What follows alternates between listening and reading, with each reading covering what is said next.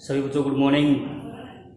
बच्चों, अपने जब शुरुआत की थी अपने किरण प्रकाशिकी चैप्टर से शुरुआत की थी। किरण प्रकाशिकी अपना चैप्टर समाप्त हो गया है, ख़त्म हो गया है।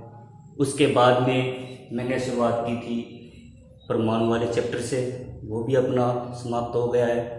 फिर अपने किया था प्रकाश की द्वैत प्रकृति और द्रव्य तरंगे, वो भी अपना समाप्त हो गया है। तो टोटल अपने ने बच्चों 3 चैप्टर कर चुके हैं। अपने फिजिक्स सेकंड से संबंधित है वो, और टोटल उसके वीडियो भी अपलोड अपने कर चुके हैं। अपने कुछ न्यूमेरिकल भी उसमें शामिल है। मैंने ये विचार किया है कि न्यूमेरिकल्स का अलग से वीडियो बनाया जाए, वो आपकी अलग से क्लास होगी। न्यूमेरिकल्स, स्पेशल न्यूमेरिकल के लिए क्लास होगी। अभी जो क्लास जो चल रही है वो आपकी थ्योरी की क्लास चल रही है, मतलब उसमें न्यूमेरिकल भी आएंगे, थोड़े बहुत न्यूमेरिकल आएंगे, परंतु वो एक क्लास क्या रहेगी, न्यूमेरिकल्स की रहेगी। और अभी जो अपने आज जो स्टार्ट करने जा रहे हैं वो फिजिक्स फर्स्ट से संबंधित है, और वो चैप्टर अपना 5th चैप्टर है, 5वां चैप्टर है विद्युत धारा। उसका आज अपने फर्स्ट पार्ट करेंगे। देखो बच्चों, ये जो चैप्टर है वो 5 नंबर का, इसके साथ में एक छठा चैप्टर और है विद्युत परिपथ, किरचॉफ के नियम, प्रथम नियम, द्वितीय नियम, ये किरचॉफ के नियमों से संबंधित है, वो इसके साथ में शामिल है। ठीक है, आज अपने चर्चा कर लेते हैं इसमें विद्युत धारा। देखो बच्चों, सभी को पता होगा, आपको विद्युत धारा की परिभाषा क्या होती है। क्या किसी चालक में आवेश प्रवाह की जो दर होती है उसको क्या कहते हैं, अपने विद्युत धारा कहते हैं। ठीक है, विद्युत धारा की क्या परिभाषा होगी कि किसी चालक में आवेश प्रवाह की दर,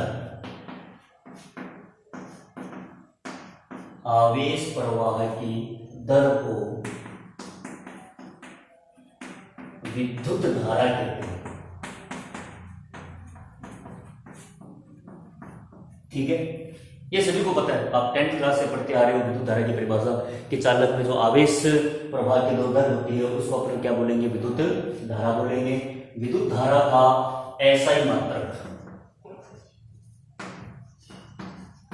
विद्युत धारा का एसआई अंतरराष्ट्रीय मात्रक है, एसआई मात्रक क्या होता है अपने पास में, एम्पियर होता है।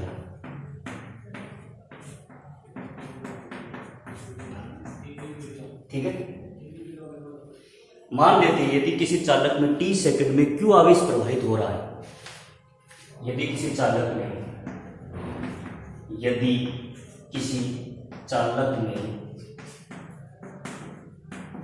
t सेकंड में q आवेश प्रवाहित हो,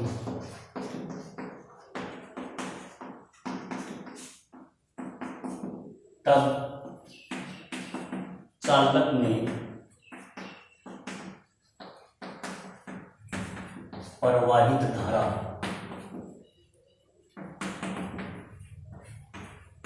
I कितनी होती है अपने पास में, Q/T।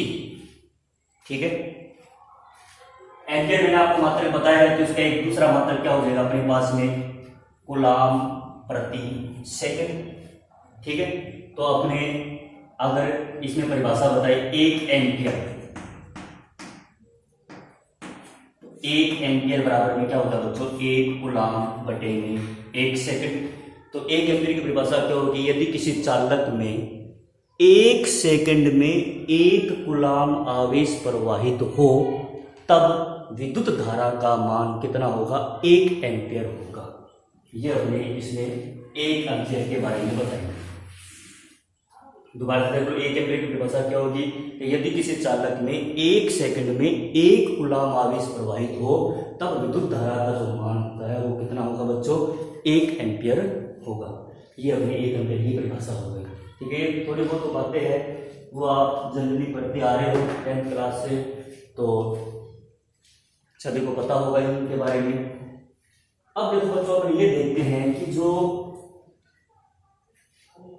आवेश जो गतिमान जो आवेश होते हैं वो कौन कौन से थे, यानी किसी चालक में जो गतिमान आवेश है उसको क्या बोलते हैं, अपने आवेश वाहक बोलते हैं। चालक में गतिमान आवेश होते हैं।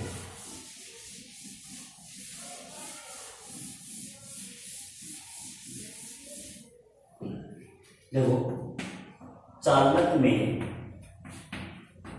गतिमान आवेशों को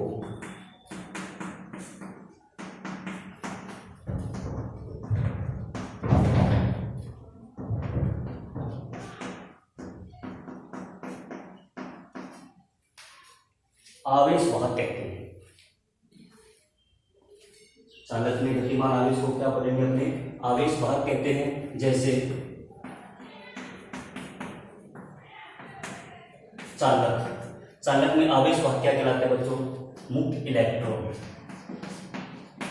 ठीक है, फिर उसके बाद में विद्युत अपघटन।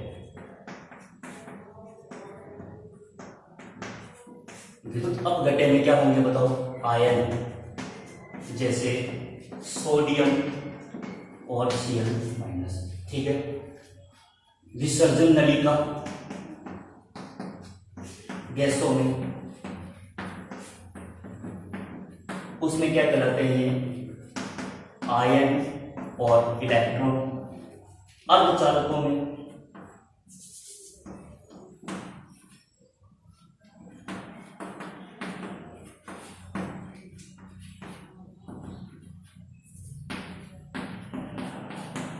मुक्त इलेक्ट्रॉन व होल।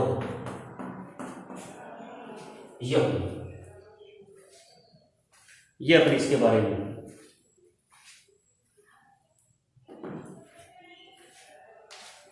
विसर्जन नलिका में तो आयन और इलेक्ट्रॉन कहलाते, तो अर्धचालकों में क्या कहलाएंगे, मुक्त इलेक्ट्रॉन व होल कहलाएंगे।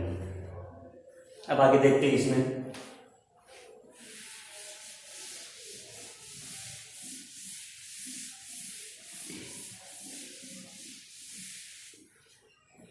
एक जो विद्युत धारा की जो दिशा होती है वो किस तरफ होती है, सभी को पता होगा कि मुक्त इलेक्ट्रॉन के प्रवाह के विपरीत दिशा में होती है विद्युत धारा की दिशा। तो एक बात ये इसमें ध्यान रखनी है कि विद्युत धारा की दिशा इलेक्ट्रॉन के प्रवाह के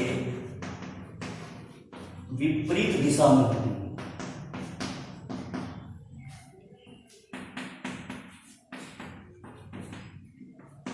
ये ध्यान में रखनी है। ठीक है, विद्युत धारा की दिशा होते हुए भी ये एक अदिश राशि होती है।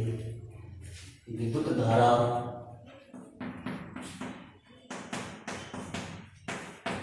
की दिशा होते हुए भी यह एक अदिश राशि होती है।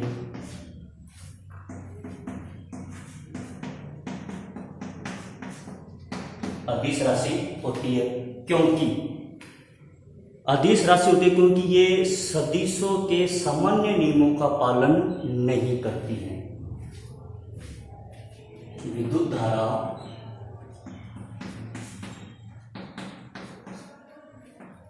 सदिशों के सामान्य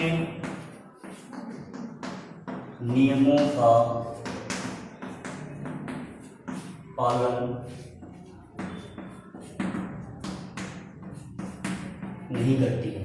जैसे दो धाराओं का जो परिणामी है वो उनके दोनों धाराओं के अभिविन्यास पर निर्भर नहीं करता। जैसे दो धाराओं का परिणामी उन धाराओं के अभिविन्यास पर निर्भर नहीं करता है।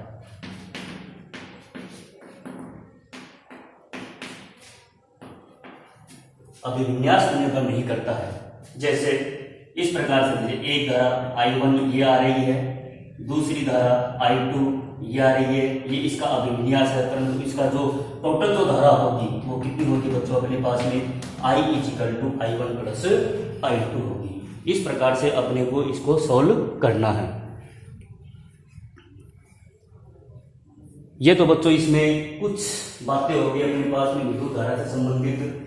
आज थोड़ा सा इंट्रोडक्शन हो गया अपने कि विद्युत धारा होती क्या है। विद्युत धारा में आपको ये ध्यान में रखना है कि विद्युत धारा की दिशा होते हुए भी कई बार क्या कंफ्यूजन हो जाता है कि विद्युत धारा अपने तुरंत पता है कि विद्युत धारा एक सदिश राशि होती है। नहीं, विद्युत धारा एक दिशा होते हुए भी एक अदिश राशि होती है, क्योंकि ये सदिशों के सामान्य नियमों का पालन नहीं करती है। जैसे इस प्रकार से ये परिणामी जो धारा होगी वो उसके अभिविन्यास पर निर्भर नहीं करती है कि धारा किस एंगल से आ रही है किससे नहीं, परंतु उनका परिणामी कितना होगा, I equal to I1 plus I2 होगा। इस प्रकार से अपने को इसमें ध्यान में रखना है। तो आज की क्लास अपने लिए रखेंगे, कल अपने आगे देखेंगे इसमें अपवहन वेगों के बारे में। धन्यवाद।